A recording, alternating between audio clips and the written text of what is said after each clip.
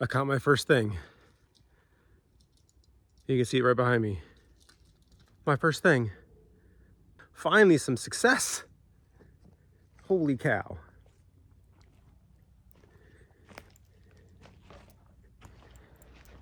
Oh my goodness. I can't believe what I just caught. We went from owning our own urban fashion line in downtown Seattle to leaving it all and buying 10 acres of land and a barn in northern Idaho with our parents, who sold their home of 40 years. All with a vision of refashioning our lives, centered around simplifying and slowing down, reconnecting to source. This is our journey. This is Homestead Fashioned.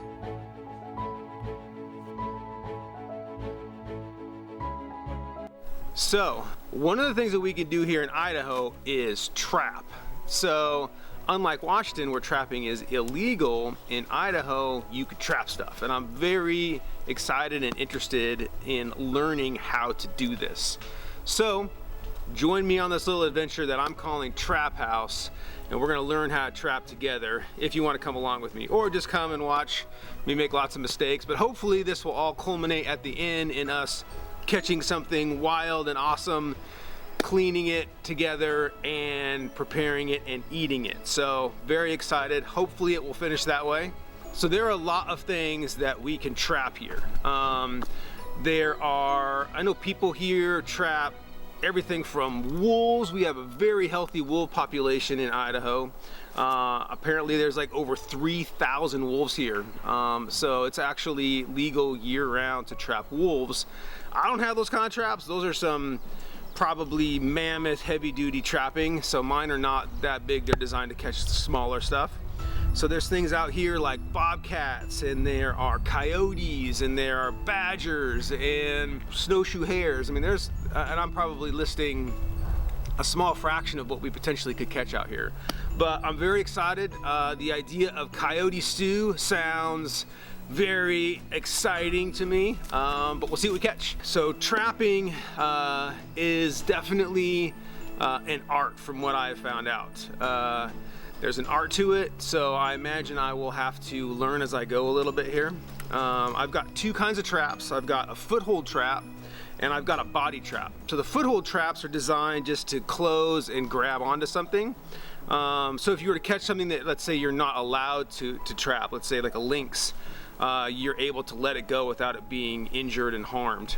The other trap though that I got is a body trap, and that is a game over trap. And I'm a little intimidated by them. Once I got them, they're big and kind of scary. Like, you have to have a special tool just to set them. So I think I'm gonna hold off on those, because if the neighbor's dog or the neighbor's cat or something were to go in there, that would be a wrap. So until I kind of can dial in the art of trapping a little bit with my foothold traps, I'm gonna hold off on the body traps. So I got the traps already. The first two steps that you need to do with your traps is you need to clean them, degrease them, and then you set them out and you rust them, get a light rusting over them. So I've already done that. And the next step, we're gonna take them, we're gonna dye them black, and then we're gonna wax them. And this is all done in an attempt to make the traps more hidden, a little more stealthy, so the critters that are coming along don't see it and step into it. So very exciting. I'm very excited to start on this journey, but let's get to it. So the dye that I got is called Pete Ricard's logwood dye.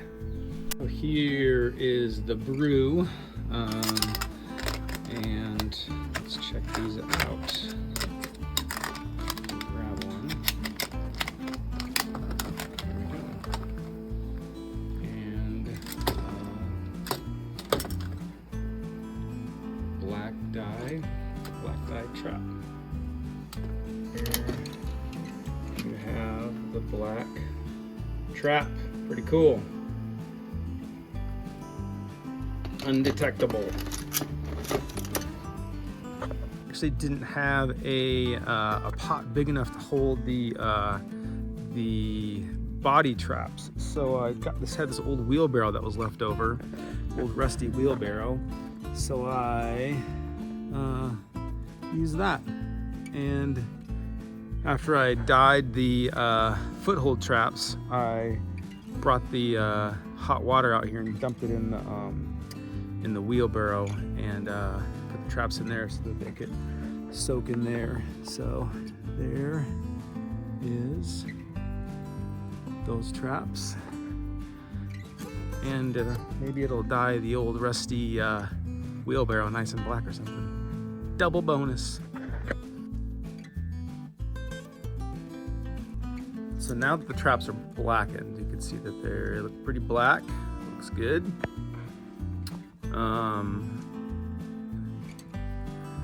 Now the next step is that we are going to wax them. So I have water boiling inside, and we'll bring it out here, put the wax in it, and give that a go.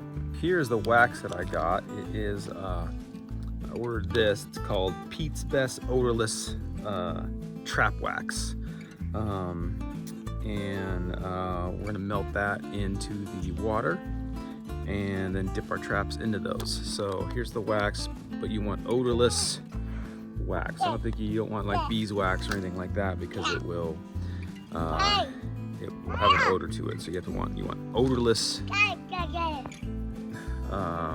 So we'll give that a try.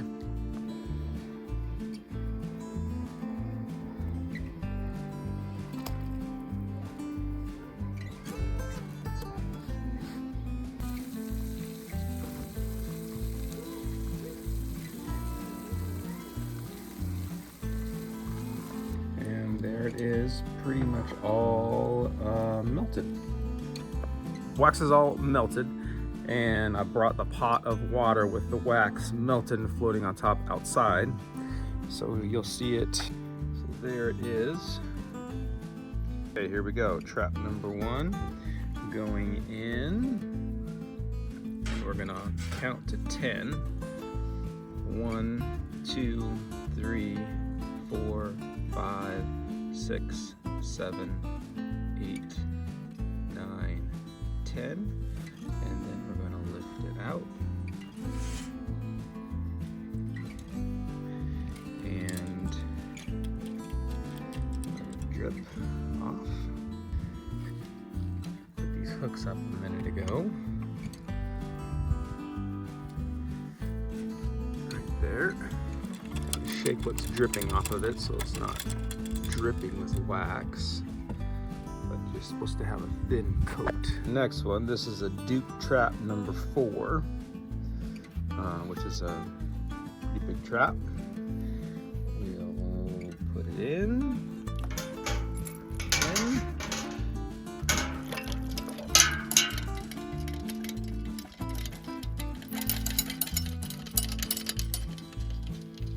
And here they are, dyed and waxed, ready to harvest critters. So another thing that you need to do this is like a sifter to sift the dirt. So I found an old piece of board with some small wiring on it, fencing, I don't know what that is exactly. And I made a simple little sifter here. So I want to sift the dirt. So made that. So that's another thing in the tool bag of trapping here. So sifter. So let's go set these traps.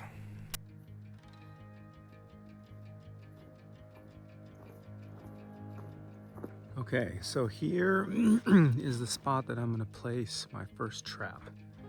The reason I'm gonna put it here is because there's a pretty obvious game trail that goes right up along here. It goes under this fence right here. So something's moving along here, and maybe this is the spot that coyotes or something are maybe running along, because it has to go under this fence right here.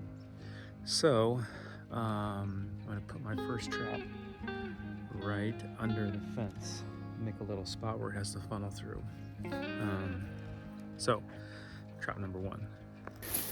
So the first one I'm gonna do here, it's called a blind set. because you can do things that cause something to want to come in. So you dig a little hole and make it look like there's a little rodent living in there. This one I'm going to do a little combination. I'm going to do a blind set, so I'm going to just hide it in the dirt and maybe just sprinkle a little coyote pee around it, maybe just to draw something in. But we'll do it. I think for each, I have 4 foot traps, and I think for each 4 we'll just try something different and see which one works the best.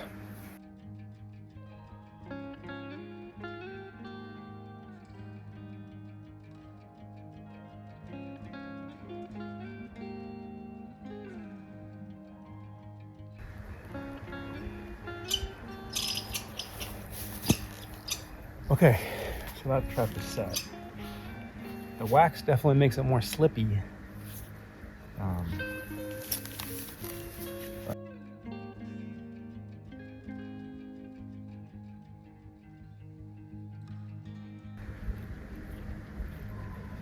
So I do know that you want it to be not wiggly, so you want it to really set down in there. You also don't want to get anything stuck under the pan. See some guys do put cotton or something underneath the little trigger. I'm not going to do that. I'm going to set a piece of toilet paper over the top and keep dirt from falling down inside of it.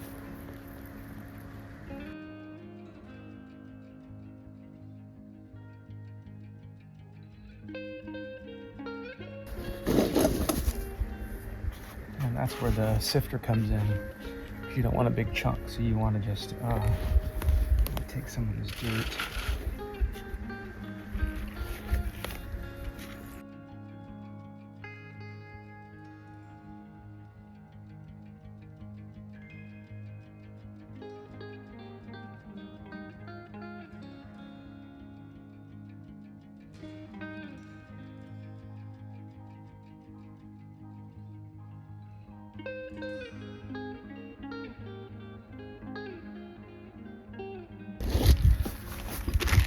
So for this one, let's try the red fox urine.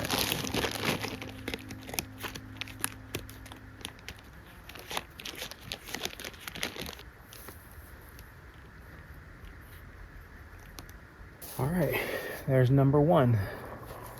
So I think this is going to be spot number 2. And it's not far from the first spot, but it's just like an animal highway right here, and it goes again under the fence. I don't know if you can see that there. There's a trail right here. It goes right up under this fence right here, and it goes that way. I mean, they just are crisscrossed all over the place here. Seems like an animal highway intersection. So you can see the very clear trail right here. It goes under the fence. So we're gonna try another one right here.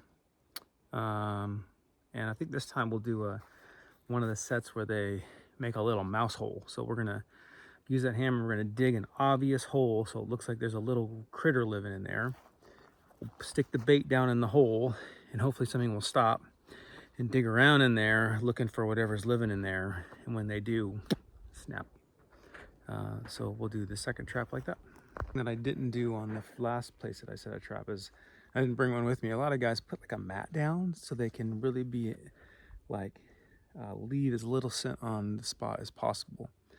So I forgot that. But what I'm gonna do on this trap set is I found a log, so I'm leaning on the log, trying not to touch any part of this with my skin or anything, because you want them to not be able to pick up any scent from you. So here's the hole so far,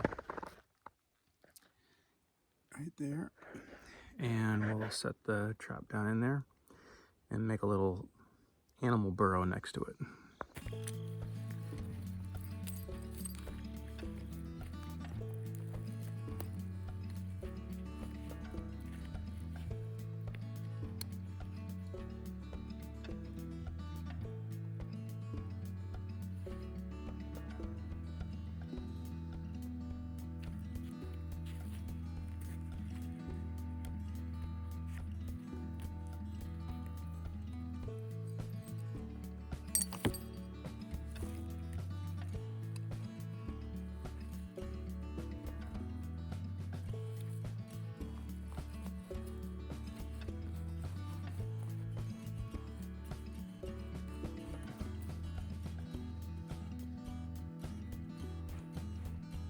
probably can't even tell. This one looked a lot better than my first one. And this is the hole that I'm digging to make it look like there's a little animal living in there. And that's supposed to be super obvious. So if something comes along, causes it to stop, causes it to kind of mess around here.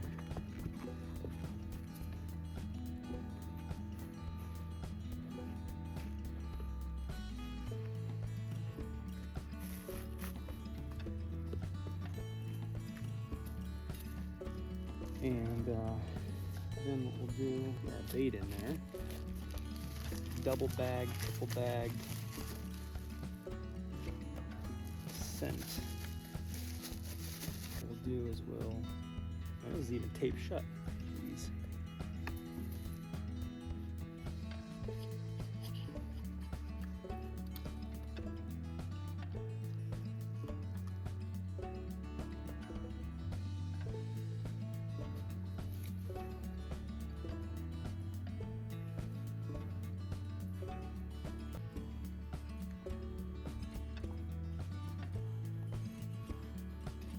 That is some stinky stuff. Okay. And over the last few days, we've caught some mice that I kept. I don't know if this will help or hurt, but some guys put little chunks of fuzz down in there to attract animals. So I'm gonna up my chances by putting a dead mouse kind of in there.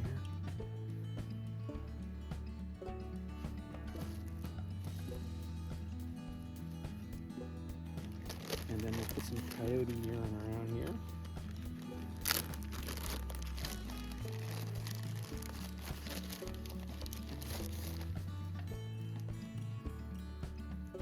We're gonna try the coyote on this one. So we'll do a little.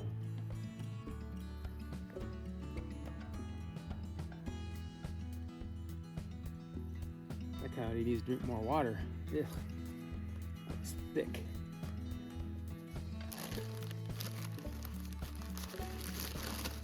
Okay. I'm going to toss that over out of the way, and I'm going to put some logs.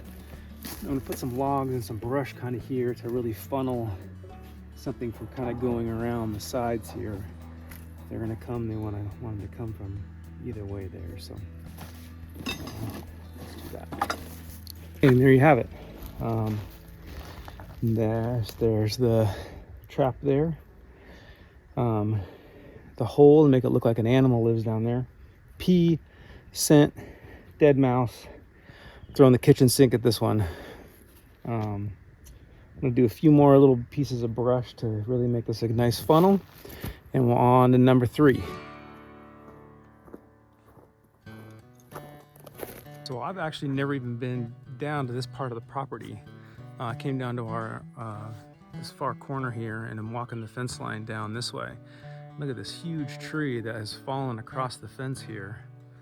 But I'm walking on another major trail here, and there's a spot here where it goes under the fence.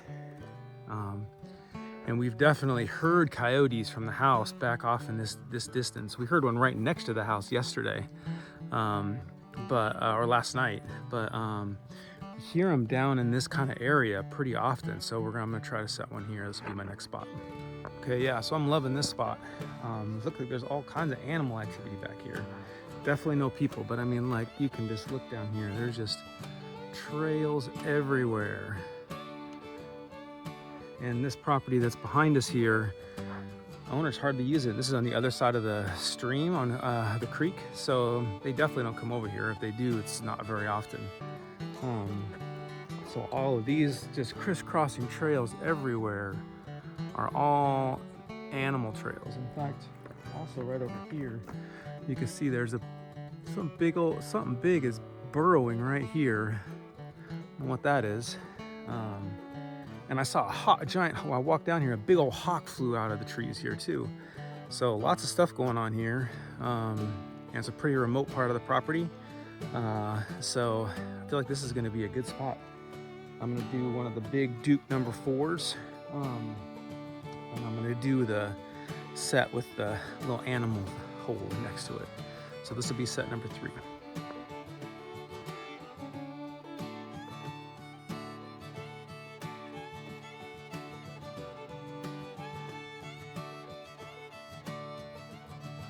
The trap all bedded down. So I cover it up there.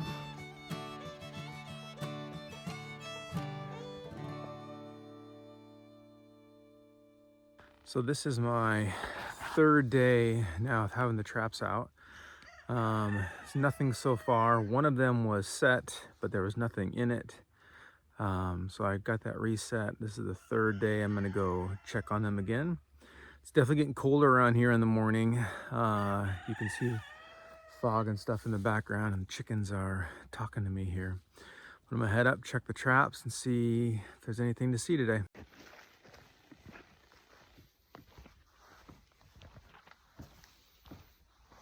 So first trap, nothing. You can see it kind of right behind me there. Nothing in that one. Move on to the second one. I get why I think they call it a trap line. So I got 4 traps, and I set 3 kind of in a line, kind of as you travel down the fence line over here. And I thought, well, I'm gonna try the other side of the property as well. And so I put 1 trap on the other side of the property, and it's just annoying to go out every morning and check that trap because it's just kind of in a not easy spot to get to, and it's just by itself. It's just the 1 trap. So I pulled that trap up, and I'm gonna set it along the line. There's another couple spots that I thought were really good along the line here. So trap line, that's why they call it a trap line, because it's easy to walk it and you can check them all. And if one didn't go in one spot, maybe it went in the other spot. But moving that trap over to the fence line over on this side so that I could get up, come up here, walk, check all 4 traps kind of at one time without having to hike clear the other side of the property just to check 1 trap. And there you have it. Hopefully that catches something. So we're on trapping day number 4, and I've been foiled again. So the trap has been set here, you can see. And on the fence, just above it here, we have got hair just above the trap here. I'm not a hair expert, but something has set off my trap here. And this is the hair of the animal that did it. Probably. So I don't think that hair was there before. Either, oh geez, there's a big chunk of hair right there. That. So I'm thinking whatever came through here set it off, startled it, and it jumped and hit this and left that big tuft of fur behind.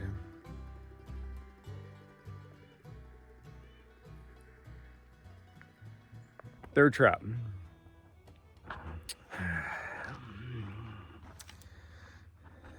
Caught a squirrel. So, a couple things that tells me. One, I need to set the tension on these a little bit more so that it's not setting off traps when squirrels are running over it. Because I feel bad. It's just a little guy. I don't think he's big enough to even bother with trying to clean. Maybe I will. But the second thing it tells me, looking at its fur, I thought the potential that that other trap was set off by a squirrel. The hair on that was way longer than this squirrel. And these are the squirrels that I see around here. So It's got to be something, probably a coyote then, because that hair is so long. The hair on this thing is pretty short, actually, which leads me to believe that that other one was maybe set off by a coyote. But kind of sad that we got a little cute little squirrel here, but part of the learning process, I suppose.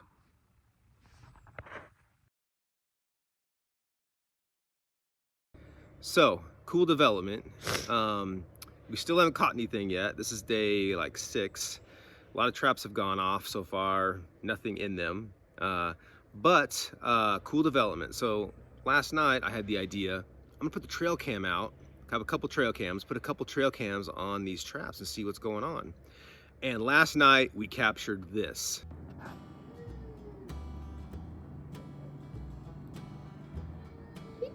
Look at the camera. Pretty cool, right? A bobcat. So exciting to see something like that, something you probably wouldn't see on a normal day, but exciting, at least something to see and get excited about. So in addition to the bobcat, I've captured tons of deer. I mean, so many deer, it's almost like annoying flipping through pictures trying to find other things other than deer. But there were quite a few nice bucks cruising through it, so that was cool to see. The other thing we have a lot of are turkeys. I mean, one thing is for sure, we are not short on deer and turkeys around here. In addition to the deer and the turkeys, I've captured snowshoe hares, the occasional grouse, squirrels, some feral children, and a badger. But everything so far, for at least the last couple weeks, has managed to elude, or I should say steer cleared of the traps, until about day 18. I caught my first thing. You can see it right behind me. My first thing. Finally some success. Holy cow.